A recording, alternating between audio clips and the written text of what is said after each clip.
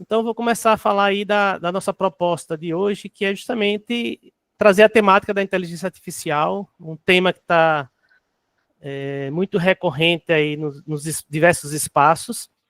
E a ideia é justamente trazer a inteligência artificial na pesquisa científica. E aí eu faço logo uma provocação. E pode usar? Então, muitas vezes as pessoas se perguntam, ficam com medo. Eu posso usar? Em que sentido eu posso usar? Em que momento eu posso usar?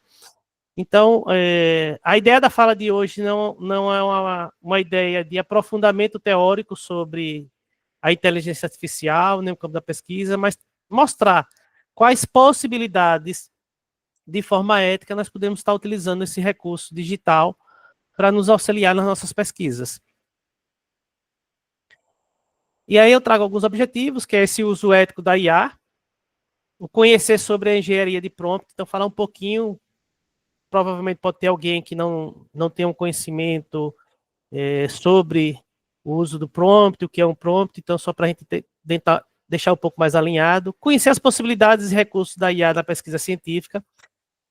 Já vou adiantar, existe inúmeros recursos. Eu tentei trazer, selecionar aqueles que dentre os quais eu já testei, que ao meu ver, eu acho melhor para o uso e para algumas etapas da pesquisa. E no momento que eu for mostrando, eu vou dizer, olha, esse serve para isso, isso serve para uma revisão, ou seja, um levantamento de referencial teórico, outro serve para escrita. Então, em cada momento eu vou trazer e vou estar mostrando. Alguns servem para muitas coisas, outros mais restritos. Para quem fica agoniado em estar anotando os nomes dos recursos, dos sites, das IAs, tem aí esse link, tem esse... Eu posso até postar no chat, mas tem o QR Code, tem um link aí para poder... Deixa eu ver se eu tenho o link aqui fácil, viu? Ou então, Daniel, faz favor, digita aí, vai para mim. Toda a apresentação está disponível nesse link. Tem alguns prompts que eu deixei lá disponível que serve para pesquisa. Eu não vou aprofundar esses prompts, mas coisas assim, depois da minha fala vocês vão ver que é simples de utilizar. E tem os links de todos os recursos que eu vou estar mostrando aqui para vocês. Apesar que na apresentação também, em cada marca, é só clicar, ele vai abrir a página do recurso que eu vou estar mostrando para vocês. Então, a ideia é justamente que a gente possa trazer esse panorama, lembro, é um recorte das diversos recursos que existem. Difícil em um dia você conseguir falar de todos, imagine em poucos momentos. E aí te traz a questão do uso ético, o uso ético da IA. Aí eu falo do uso ético da IA na nossa vida. E claro, dentro da nossa temática, na pesquisa científica. Então, quando eu falo uso ético, eu sempre digo para as pessoas que eu estou conversando assim, ética para mim é ética, independente em que área seja. Então, se você conhece os preceitos éticos, eu sei o que é que eu posso fazer e o que eu não posso fazer. Então, se eu conheço os preceitos éticos da pesquisa científica, eu sei até que ponto eu posso estar utilizando um recurso digital e até que ponto eu não devo usar aquele recurso digital ou a saída que ele dá, da forma que ele dá para a pesquisa científica. Mas é sempre bom lembrar, e em alguns momentos eu vou estar dizendo para vocês, olha, até aqui dá para usar. Ele faz outras coisas? Faz. Mas isso não dá para usar porque não é ético. Então, trazendo o ponto da ética e da responsabilidade, as IAs, elas divulgam que elas trabalham dentro das questões ética e de responsabilidade. E eu vou trazer alguns pontos.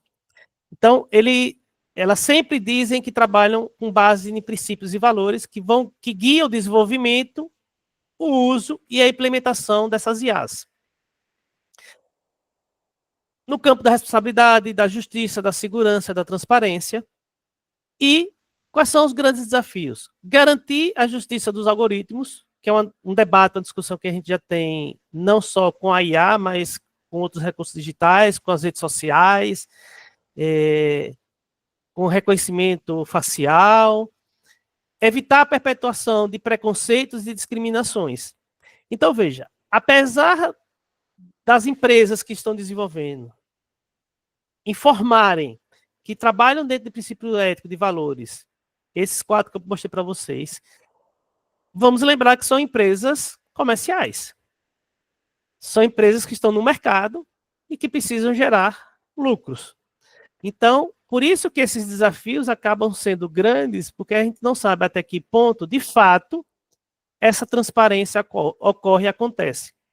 Então, vira e volta, a gente vê na mídia um ex-diretor de determinada empresa que desenvolveu um IA começa a falar que não é tão transparente assim, que algumas coisas estão escondidas. Então, assim, partindo desse ponto do como essas IAs têm sido construídas, lembremos sempre que são empresas que têm, como é que eu posso dizer assim, não só a questão do capital, mas também a questão da hegemonia, do domínio do poder. Então, toda aquela discussão que a gente faz das mídias, do poder da mídia, também entra aqui. Mas vamos ao foco, que é essa ética e responsabilidade no uso da IA na vida e na pesquisa, sempre de forma ética. Então, muito cuidado. Por quê? Porque a imagem aí que eu pedi para gerar, e o legal da IA é isso, eu peço para gerar a imagem do jeito que eu quero, ou seja, que representa aquilo que eu estou pensando. Que se eu fosse passar, aí eu passaria horas e horas procurando no Google Imagens, uma imagem que retratasse isso que eu queria que fosse retratado, ou seja, que vou ter a tentação sempre ali do meu lado, em querer fazer, em ter muito fácil o que não é ético para ser utilizado. E aí eu vou mostrar para vocês em algumas situações, eu disse, olha, faz isso, mas não faça porque não é ético para pesquisa. E muitas vezes nem para a vida. Então, dá para usar IA? Adianto, dá. Mas lembremos, sempre de forma ética. Então, vamos ter cuidado para não estar caindo nas tentações pela facilidade de ter um resultado fácil em mãos. Então, eu trago só de uma forma rápida, como eu disse, a ideia não é aprofundar alguns conceitos, mas trazer mais os tipos de recursos, como a gente pode estar utilizando, para potencializar a nossa pesquisa. Então, alguns tipos de IA. Se a gente for pensar, grosso modo, a IA hoje é dividida em não só nessas 3 grandes áreas, mas em outras. Mas essas 3 são as que estão mais em evidência. A primeira aqui da esquerda, que é a IA geral artificial. A segunda, IA restrita. E a terceira, a superinteligência teórica. Vou começar com a do meio, porque vocês vão entender. A IA restrita é a IA que é desenvolvida para fazer um determinado tipo de atividade. Ou seja, a grande maioria das IAs que nós temos hoje são IAs do tipo restrita. Dentro da IA restrita, existem várias categorias, como os tipos GPTs. Gemini, o ChatGPT, Cloud, Copilot. Então, elas são IAs restritas. Como existem outras, como vocês estão vendo uma imagem de um braço robótico, existe uma IA que é desenvolvida para ser utilizada especificamente para um tipo de braço robótico desse estilo, ou de outros estilos. Quando a gente fala da IA geral artificial, que é a da esquerda, é uma ideia que essa inteligência artificial ela vai conseguir ter o mesmo tipo de cognição e pensamento de um ser humano. Quando é que ele vai ter isso? Não sei precisar. A gente ouve muita especulação na mídia, muitas vezes para que as empresas fiquem em voga. Então, vira e volta, um ou outro solta uma notícia que a OpenAI está para lançar a sua AGI. Aí outro diz, isso não é possível ainda. A capacidade computacional que a gente tem hoje não dá conta, teria que ter computadores quânticos. Então, assim, há uma discussão em torno dessa temática. E há uma corrida das empresas. E a superinteligência teórica, que é o que está da direita, é uma ideia conceitual de que essa IA ela vai avançar a um ponto que o ser humano não vai ser nada perto do que ela vai ser capaz de fazer. Então, assim, são as 3 grandes teorias, existem outras dentro da IA, mas eu quis trazer essa para que vocês percebessem que a gente está na do meio, ou seja, na fase, vamos dizer assim, meio que inicial do processo. E aí, quando a gente fala no campo dos GPTs, nós temos alguns, como eu já citei para vocês anteriormente, que está dentro da IA restrita. Os 4 mais conhecidos, não sei se todo mundo conhece o Claude, podem colocar aí no chat quem já conhece o Claude ou não. O Claude pode não ser tão conhecido porque ele entrou no Brasil esse ano especificamente. Ele só era utilizado nos Estados Unidos ou quem usava alguns recursos tipo VPN, que tem um conhecimento de informática um pouco mais avançado, para poder usar aqui do Brasil, mas tendo essa liberação. Então, assim, nós temos aí uma representação dessas 4, que são as 4 mais conhecidas, mais utilizadas, no campo de GPTs, que são o quê? São IAs que geram algo, mas que foram pré-treinadas. Então, ela vai estar gerando, a partir de uma solicitação, que a gente chama de prompt, de um comando, que a grande vantagem dessa IA e a forma que ela se tornou popular foi justamente por trabalhar com a linguagem natural. Ou seja, eu não preciso ter um conhecimento técnico de informática para passar um comando para uma determinada IA para que ela execute algo. Então, assim, eu simplesmente escrevo de forma natural, até errado, e ela vai entender, e ela vai me executar aquilo que eu solicitei. Então, a gente precisa entender essa questão do prompt. Então, quando eu falo do prompt, é o comando, é o que eu vou dizer para ela, assim, eu quero que você faça isso, dessa forma, você execute dessa maneira. Então, falando dos GPTs, veja, todas essas são IAs GPTs.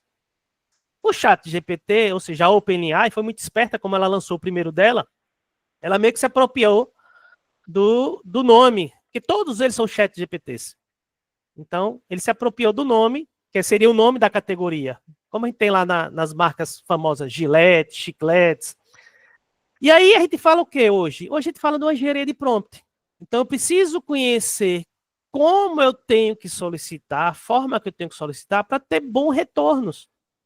Então, possa ser possível que algumas pessoas já tenham utilizado alguma dessas IA generativas e não gostou do resultado. Mas muitas vezes se dá porque o prompt que foi feito, ele não atendeu alguns requisitos que precisam ser atendidos.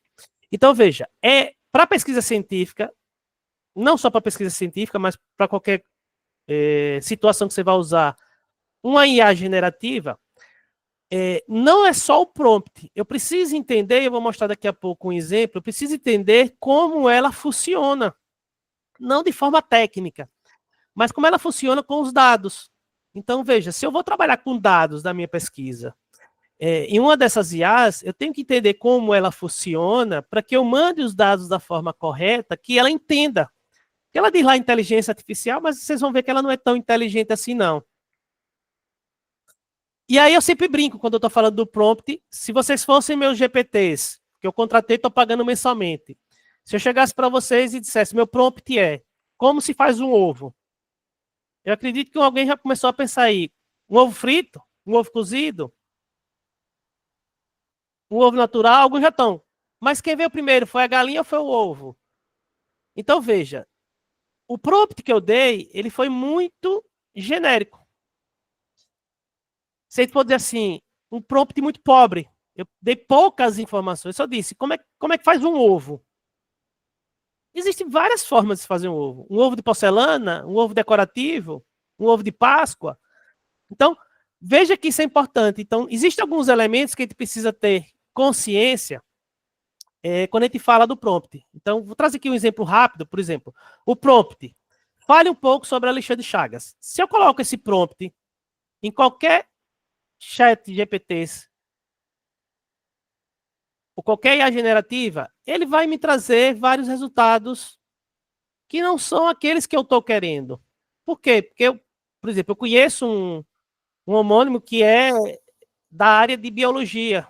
Então, quando eu botei esse prompt, eu testei esse prompt, já faz um bom tempo, mas ele fez o quê? Ele começou a misturar um pouco sobre mim e um pouco sobre essa outra pessoa. Então, ele não trouxe as informações só sobre mim.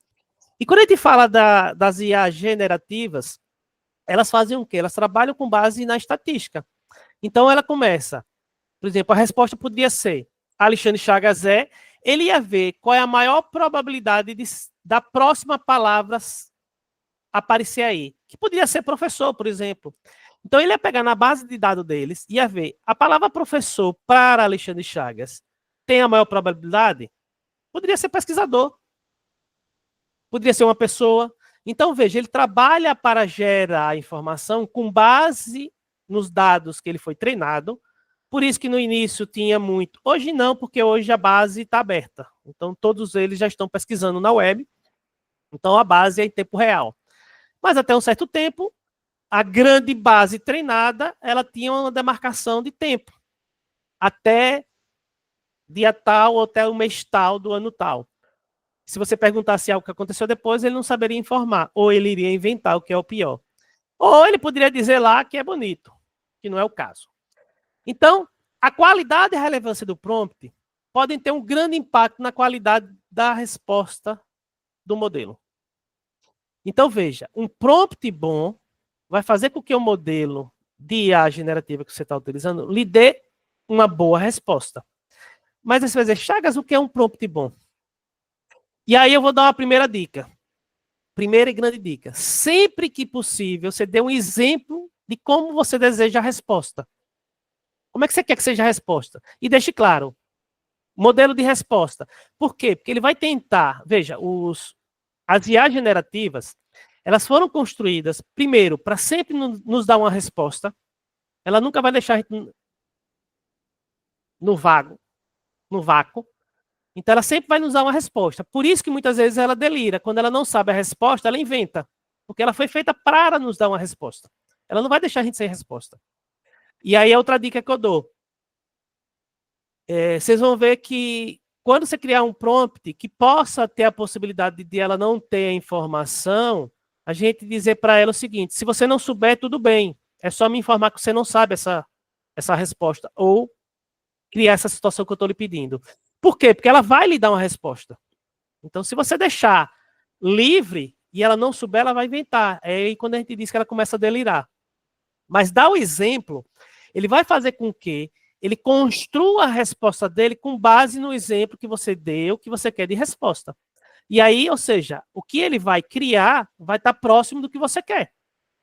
Ou idêntico ao que você quer, porque você deu o exemplo de resposta. Então, dentro das IA generativas, tem estudos científicos que dizem o seguinte, o resultado, se eu não dou nenhum exemplo, o resultado quando eu dou um exemplo, o resultado quando eu dou alguns exemplos. 2, 3, 5 ou mais exemplos. E claro, quanto mais exemplo eu dou, melhor é a resposta. Quando eu não dou exemplo, a resposta é inferior a quando eu dou um exemplo ou quando eu dou mais exemplos. Então, só para a gente ter claro, a gente precisa ter, quando for construir um prompt, lembrar de uma estrutura. Claro que dentro da necessidade que você tem no momento. Por exemplo, qual é a tarefa?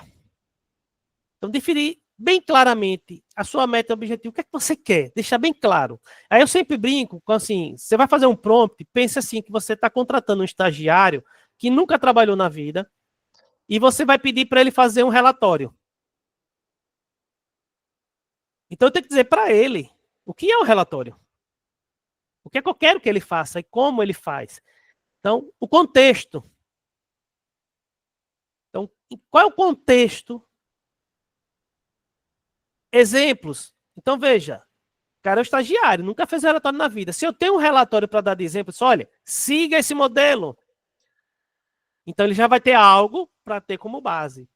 O que ele chama de persona é definir expertise. Por exemplo, vamos supor que você vai fazer um prompt para pesquisa em educação.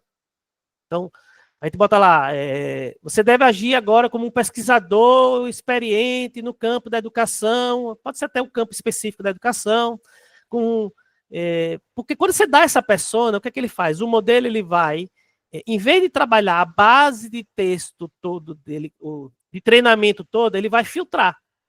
O que é que eu tenho de dados relacionado a essa persona? Um especialista com vários anos de especialidade, de know-how, com pós-doutorado no campo da educação. Então, ele já filtra, ou seja, ele não vai pegar nenhuma informação que seja de outras áreas, ele vai tentar pegar daquela área que você pediu para que ele seja especialista. O formato, então deixa claro qual formato que você quer que saia essa resposta, e o tom. Se é um tom mais acadêmico, se é um tom informal, se é um tom divertido. Então, são partes. Chagas, preciso ter todos esses elementos no meu prompt? Depende da sua necessidade. De vez em quando o prompt pode ser simples, para uma tarefa que seja simples. Mas para tarefas mais complexas, vocês vão ver que é necessário que a gente trabalhe isso. E aí,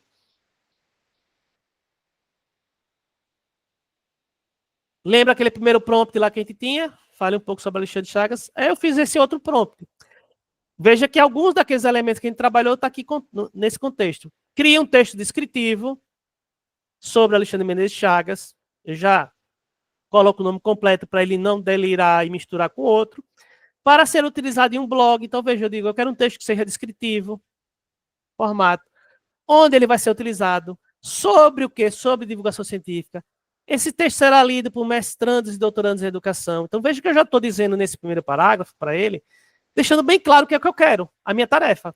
Eu quero um texto descritivo, que vai ser para um blog, porque quando eu digo isso, ele sabe, ele vai pesquisar na base dele como se constrói um texto para blog. E aí ele vai construir o texto com base nisso. Tem alguns pesquisadores do campo da IA que diz que é o seguinte, se a gente puder quebrar a atividade em partes, por exemplo, vamos supor que você percebeu que ele não criou um texto muito legal para blog, então você pode primeiro pedir para ele lhe explicar qual é a estrutura de um texto bom para um blog. Aí ele vai explicar. Quando ele está explicando, ele está criando um contexto.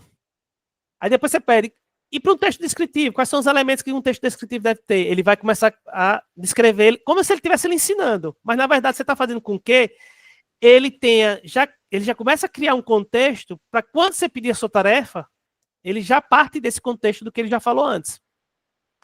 Então, aí, pode, por exemplo, abordar sobre a experiência dele no uso de recursos digitais em sala de aula, citando 2 artigos. Chagas, como é conhecido pelos estudantes, é professor da Universidade Tiradentes em Aracaju. Você vê que eu deixo bem preso para que ele não traga dados de outras pessoas. Onde fez seu mestrado, doutorado em educação, o texto deve ter 500 palavras e evite o uso excessivo de tópicos curtos, tipo bullets.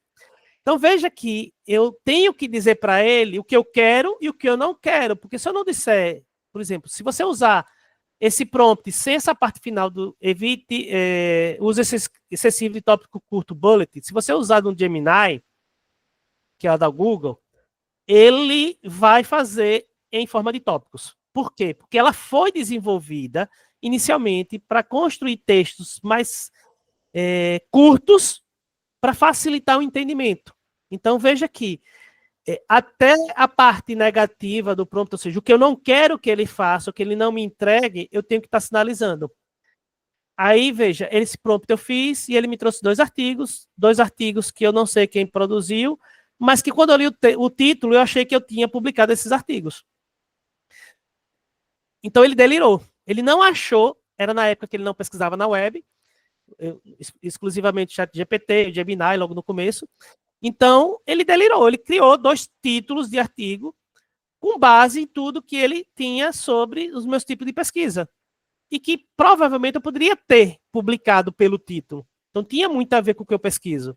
Então, veja que a gente chama isso de delírio. Então, e aí, outra dica que eu dou.